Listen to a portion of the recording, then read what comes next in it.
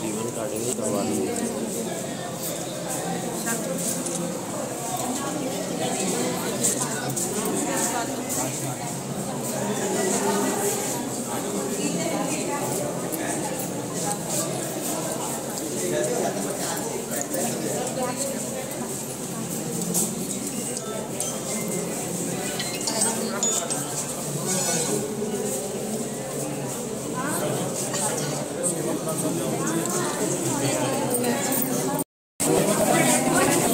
मैंने यहाँ बैठाया पूरी टीम सुशीला कुमारी की, अभी सब वहाँ फ्लैट में है। ये यहाँ पे दवा पूरी ये बना रखा है सीनियर सिटीजन मैडम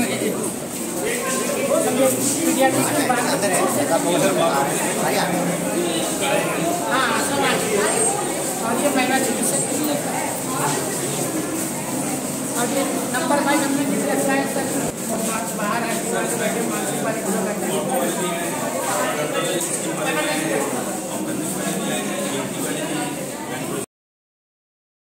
कालाडूंगी सामुदायिक स्वास्थ्य केंद्र में सेवा पखवाड़े के तहत एक निःशुल्क स्वास्थ्य शिविर का आयोजन किया गया, जिसमें सैकड़ों क्षेत्रवासियों ने अपना स्वास्थ्य परीक्षण कराया, वहीं निःशुल्क दवाई भी ली।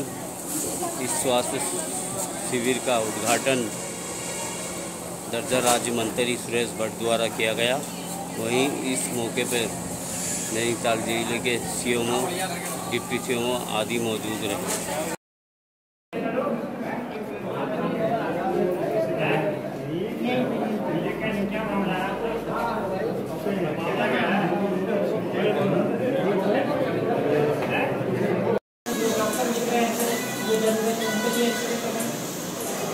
सर एक्सरा तो है ही, अल्ट्रासाउंड की मांग है, क्षेत्र दिखाइए।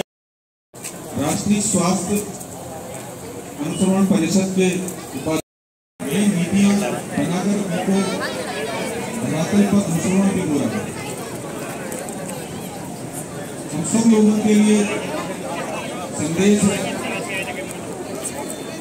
कि हमारे नजदीकी आयुष्मान आरोग्य मंदिर स्तर पर भी और लगातार आपके माध्यम से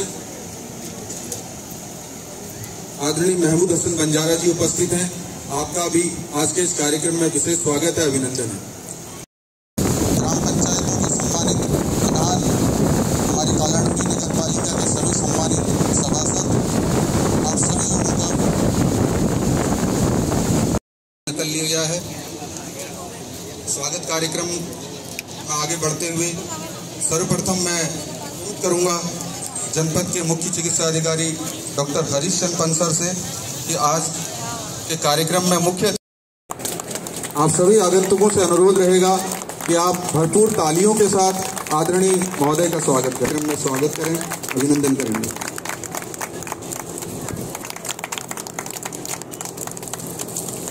आदरणीय महोदय का पुष्पगुच्छ भेंट कर स्वागत करेंगे।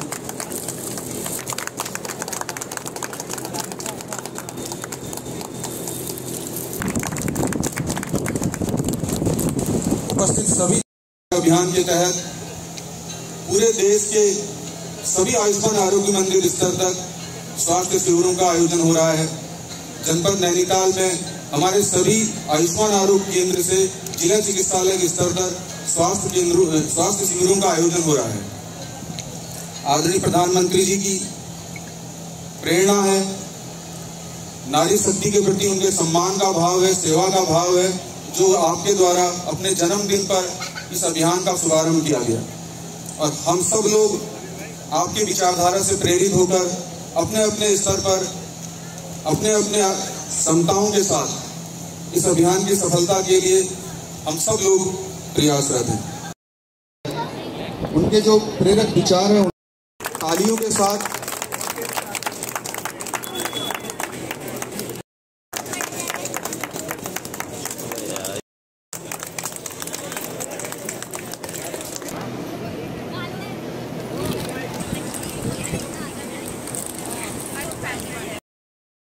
कुछ निवासियों ने मांग करी है। हालांकि महिला डॉक्टर यहाँ पे हफ्ते में कालाढूंगी से 2 दिन आ रही हैं और पीडियाट्रिशियन जो बाल रोग विशेषज्ञ हैं वो हफ्ते में 3 दिन आ रहे हैं, लेकिन मेरी पूरी कोशिश रहेगी कि उनको किसी तरह भी यहाँ पे लाया जाए हफ्ते के पूरे दिन के लिए।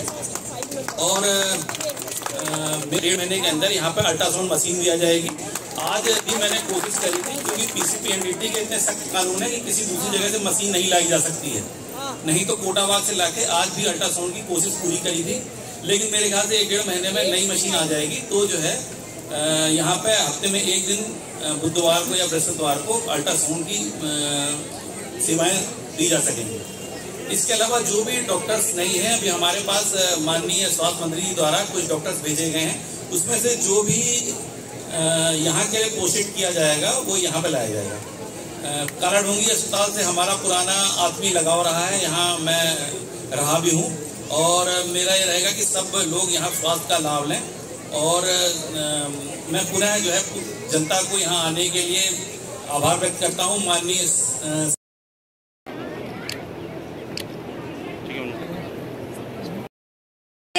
नशे की लत को छोड़ दो, बात पते की लाए हैं हम नाटक दिखाने आए हैं, बात पते की लाए हैं हम नाटक दिखाने आए हैं। हम हैं आज की नई युवा पीढ़ी, MIT Kumaon college of nursing के छात्र एवं छात्राएं लेके आए हैं आपके समक्ष एक नुक्कड़ नाटक। जी हाँ, नुक्कड़ नाटक जिसका शीर्षक है नशा मुक्त अभियान। एक बार फंस गया उसे नशा मुक्त होना मुमकिन ही नहीं, हाँ मुश्किल है। तंबाकू हूँ, सबके घर का डाकू हूँ, मैं बहुत ही खराब हूँ का हूँ और मैं बड़ा खतरनाक हूँ। और फिक्र को धुएं में उड़ाता चला गया। बढ़िया भाई, तुम कैसे हो? बढ़िया बढ़िया। ये आप क्या कर रहे हो? अरे कुछ नहीं भैया, तंबाकू खा रहे हैं। अरे कहाँ बताएं भैया तुमको, सारे नशे करके देख लिए लेकिन हमको है कि कुछ होता ही नहीं है। तो ये आप नया क्या खा रहे हो? अरे वो अपने चौरसिया भैया है ना, उनके यहाँ से एक नया ब्रांड आया है, यमदूत ब्रांड, अभी वो ट्राई कर रहे हैं। तुम नशे वशे नहीं करते क्या? ना भैया ना, हमें माफ करो। अरे क्या खास जिंदगी जी तुमने, हमें देखो सारे नशे कर रखे हैं। असली जिंदगी जीना है तो नशे करो। हाँ भैया, हम तो नहीं खाते, लेकिन हम भी आपको यही सलाह देंगे कि आप ये सब छोड़ दो, क्योंकि इसकी क्या क्या हानियां होती हैं आपको पता भी हैं। ये सब धीरे धीरे मुंह खुलना बंद होने लगता है, दांत झड़ने लगते हैं, और तो और इससे गले का, मुंह का और फेफड़ों का कैंसर भी होता है, जिसका सब एक ही इलाज है, वो है मौत, है मौत। अरे चुप करो भैया, मत दो हमें। हाँ तो काम था आपको बताना, अब बाकी आपकी मर्जी, हम तो चले। रगड़ के तो मेरे हाथ ही घिस गए, जहाँ देखो वहाँ थूक थूक के लाल किया हुआ है। 4 बोतल वोडका, काम मेरा रोज का। अरे पोछा लगा रही है। हे भगवान, मैं इनका क्या करूं? जहाँ देखो वहाँ गुटखा खा के थूक देते हैं और सिगरेट तो इतनी पीते हैं जिससे पूरे घर में दुर्गंध फैल जाती है।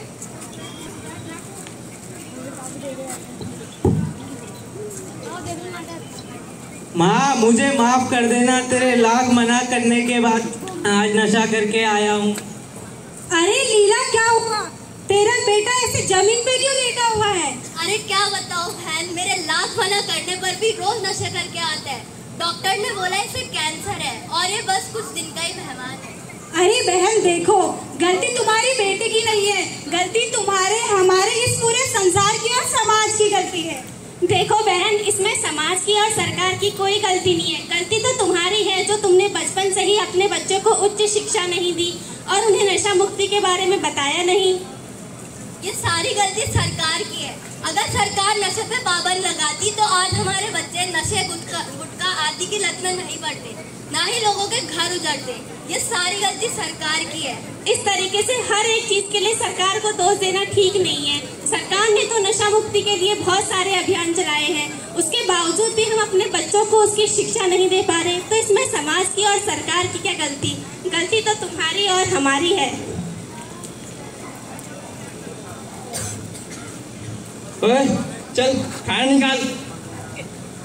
अरे देखिए, ये अपनी पत्नी को प्रताड़ित कर रहा है और इसके साथ मारपीट कर रहा है। तुम आज फिर शराब पी के आ गए, अपनी पत्नी के साथ मारपीट करते हो। इनका तो रोज का है, रोज पीकर आते हैं, रोज मुझे मारते हैं। आखिर मैं करूं क्या? ये समाज कर क्या रहा है? आओ मैं दिखाती हूँ तुम्हें नशा करने का क्या हर्ष होता है। देख इस माँ को कैसे फूट फूट के रो रही है। डॉक्टर ने कहा है कि इसके बेटे को कैंसर है और वो कुछ ही दिनों का मेहमान है। मुझे माफ कर दो, आगे से मैं शराब नहीं पीऊंगा। अगर तुम्हें माफी मांगनी है तो अपनी पत्नी से मांगो, जिसके साथ शराब पीकर तुम रोज मारपीट करते हो। मुझे माफ कर दो। ठीक है।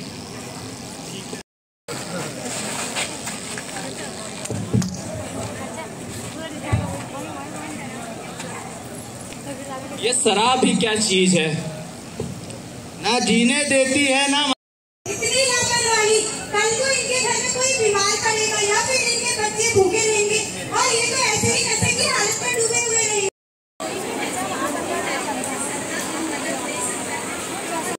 शिविर में हमारे जिले के चिकित्सा अधिकारी डॉक्टर पंत जी, मंडल अध्यक्ष विक्रम जंतवाल जी, हमारे ब्लॉक माननीय प्रधानमंत्री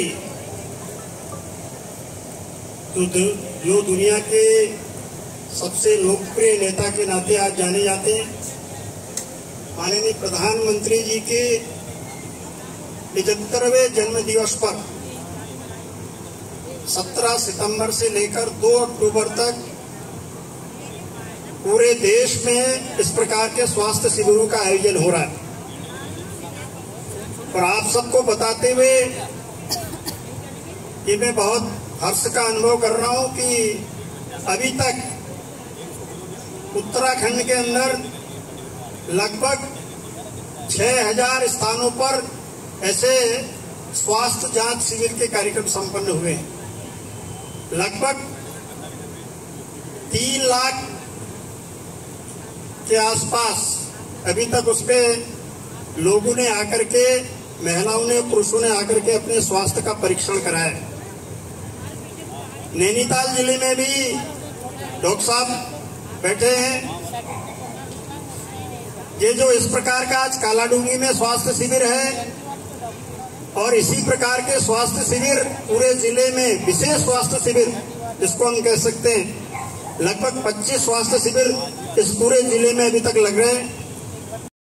कम दामों पर गरीब को वही दवाई देने का काम माननीय प्रधानमंत्री जी ने देश भर में प्रधानमंत्री जन औषधि केंद्रों के माध्यम से किया। इस प्रकार अनेक प्रकार की जो स्वास्थ्य के संबंध में जब जीएसटी प्रारंभ हुआ तो कम से कम 5 स्लैब उसमें थे। अब जीएसटी ने केवल 2 स्लैब कर दिए, एक 5% और दूसरा 18%। और ज्यादातर जो गरीब भारत आगे के बढ़े, आम नागरिक का जीवन स्तर कैसे आगे ऊपर उठे, इसके लिए लगातार प्रधानमंत्री जी लगातार इसके लिए प्रयास कर रहे हैं। हम आज के अवसर पर माननीय अपने राज्य में टीबी का उन्मूलन करने और अपने राज्य के लोगों के बीच टीबी के प्रति जागरूकता बढ़ाने की दिशा में कार्य करने की मैं टीबी से प्रभावित लोग उत्तम स्वास्थ्य सेवाएं मिले, इसके लिए प्रतिबद्ध हूँ। मैं यह भी सुनिश्चित करूँगा कि वे लोग फिर से स्वस्थ और सम्मानित जीवन जी सके। मैं सत्यनिष्ठा से प्रण लेता हूँ कि टीबी के उपचार को और सुलभ कराने के लिए अपने राज्य के सरकारी संस्थानों, जनप्रतिनिधियों और सभी हितधारकों के साथ मिलकर काम करूंगा। मैं टीबी मुक्त भारत अभियान को सफल बनाने में सहयोग करूंगा जो मेरे राज्य को टीबी मुक्त बनाएगा। टीबी हारेगा, देश जीतेगा। एक बार मैं समझ, टीबी हारेगा, टीबी हारेगा, बहुत बहुत धन्यवाद करता हूं और अपने मुख्य चिकित्सा अधिकारी महोदय को ये धन्यवाद देता हूं कि मुझे ये मौका दिया कि यहाँ पे कैंप चलाने के लिए, जिसे मैं अपने मुख्य चिकित्सा अधिकारी, अपर मुख्य चिकित्सा अधिकारी और गर्मी से बरसात भी आती है तो भी पेशेंट इधर भी नहीं आ सकता, उधर को भी लगा है क्योंकि ये पूरा कमला चटका हुआ है। मरीज आते हैं तो अच्छे लोग हैं, हम चाहते हैं कि यहाँ पर वेंटिलेटर वाली एम्बुलेंस जो है बहुत आवश्यकता है ना, क्योंकि तो कह रहे जरूरत ही ना पड़े ना बाहर नहीं है, धूप में नहीं है तो सामान चल रहे हैं।